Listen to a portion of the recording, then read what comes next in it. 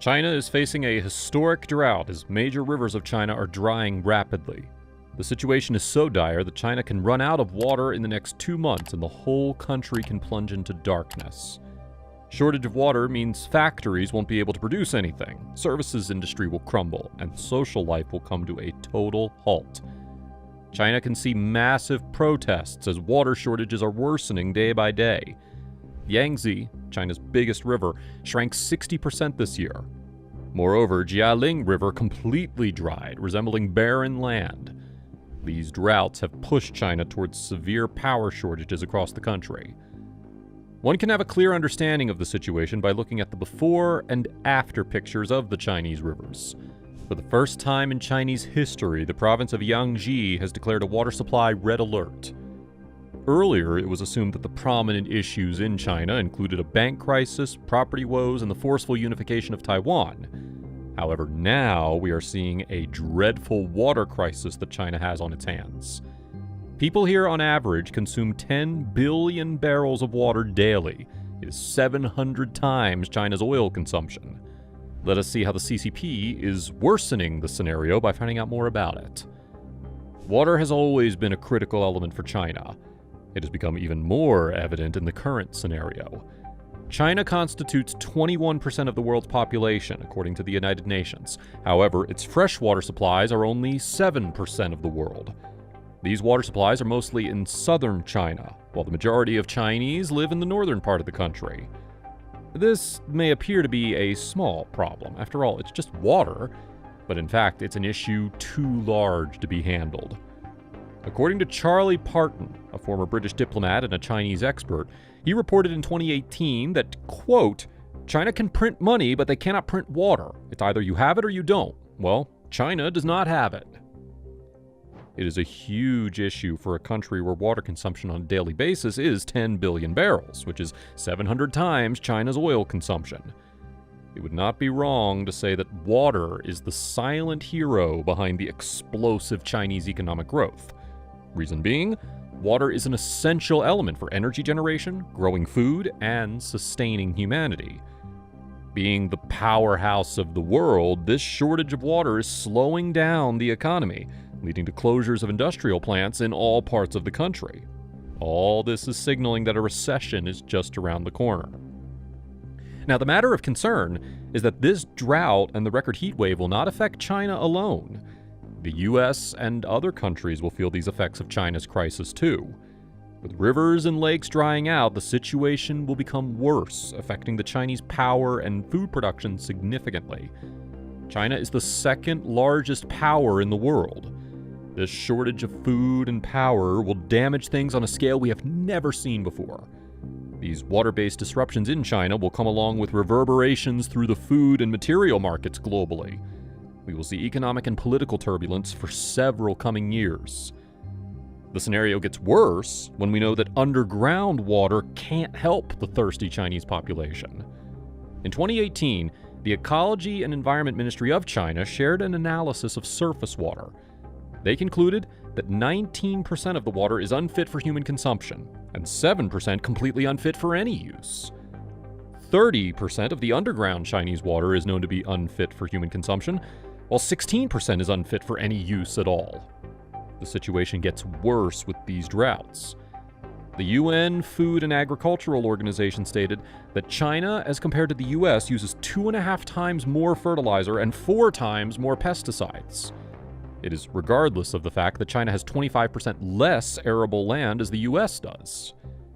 This usage of pesticides and fertilizers could be one of the major reasons why underground water reservoirs are polluted.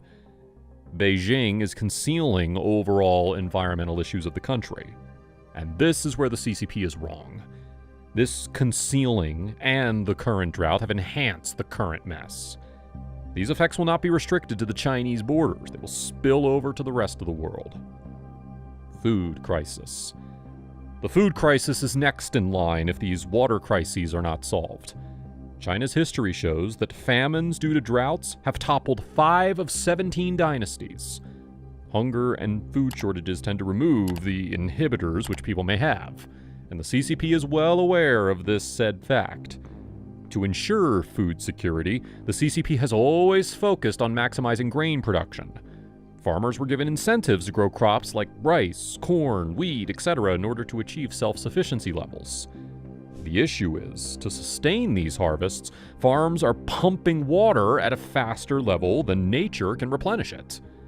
According to satellite data from 2003 to 2010, the loss of water in North China every year was equal to 2 times that of the annual water consumption of Beijing.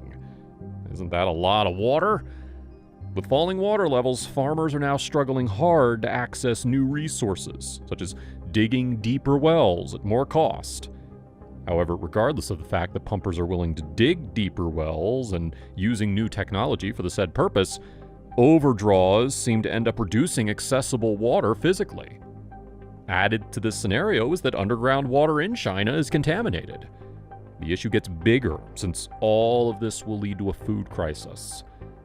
Following the stats, if there's a 33% crop loss in North China due to the water shortage, China will have to compensate the loss by importing 20% of internationally traded corn and 13% of traded wheat, creating food imports imbalance on a global level. Moreover, if there's reduced rice crop in southern China, it will lead to more serious market shocks. This is mainly because all the 3 major grains are crucial for hundreds of millions of lower-income consumers.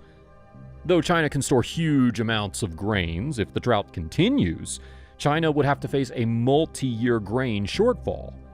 China would then have to increase its import of grains from the global market, increasing food prices in high-income countries.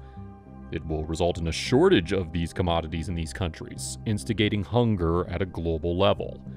Similarly, when China will buy the reserves at home, people in poor countries will be deprived of the basics who can't take this war of food prices. The water crisis and droughts are showing the failure of the CCP, but the effects will be seen globally.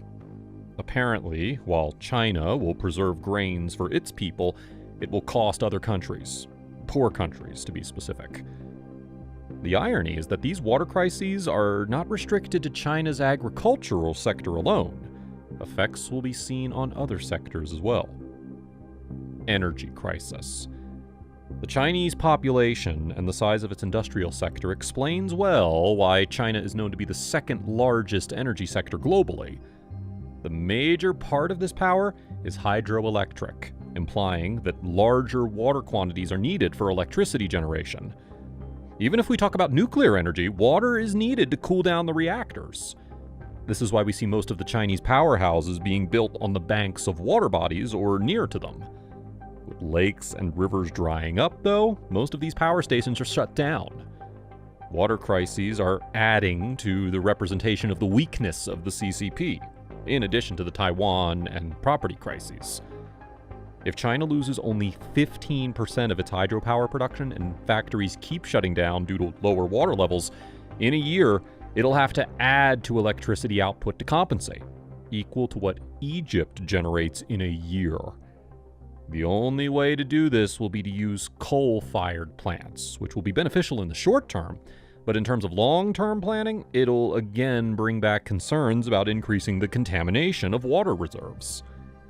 China is the largest producer of aluminum, manganese, ferrosilicon, lead, zinc, magnesium, and several other specialty metals which are rare to find on Earth. A power outage even in a single region will move the global markets. The European car market discovered this fact late last year. For instance, back in year 2021, there was a power shortage limiting the magnesium smelter operations in the Shaanxi province. It was responsible for 50% of the global output. With falling inventories of magnesium, its price rose up to 7 times its normal price, leading to a global supply issue.